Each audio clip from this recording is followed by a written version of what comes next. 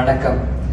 தாய்ப்பாலும் தண்ணீரும் ஒன்னா தான் இருந்துச்சு, காசில்லாம கிடந்துச்சு. ஆனா இப்போ எல்லாமே கலகீழா போனுச்சு, தடமாறி நின்னுச்சு. ஒவ்வொரு உயிர்களுக்குமே வாழ்வாதாரமாகவும் உயிர் மூச்சாகவும் இருப்பது தண்ணீர். ஆனா இன்றைய கால சூழல்ல மனித இனமா இருக்கட்டும், விலங்குகளா இருக்கட்டும், பறவைகளா இருக்கட்டும், நீர்நிலைகளை பாதுகாக்க தவறக்கூடிய ஒரு காலகட்டத்தை பார்த்து கொண்டிருக்கிறோம். நம்ம அந்த நீர்நிலைகளை பேணாம கண்ட இடங்கள்ல நீரை தேக்கி வச்சு அது மூலமா நிறைய கெடுதல்களை நம்ம உருவாக்கி கொண்டிருக்கிறோம்.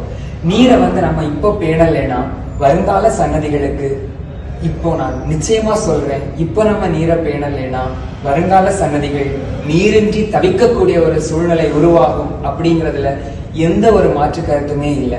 கண்ட நீர்நிலைகள் எல்லாத்தையுமே நம்ம அழிச்சு பெரிய பெரிய கட்டிடங்களும் கட்டுமான குடியிருப்புகளும் நம்ம கட்டிட்டு இருக்கோம். குடியிருப்புகளை கட்டி அந்த நீர் மட்டத்தை அப்படியே நம்ம சிதைச்சிடுறோம். இதனால நீருடைய அதிகரிப்பு குறைந்து மனித வளத்திற்கு தேவையான நீர் கிடைக்காமல் போகிறது.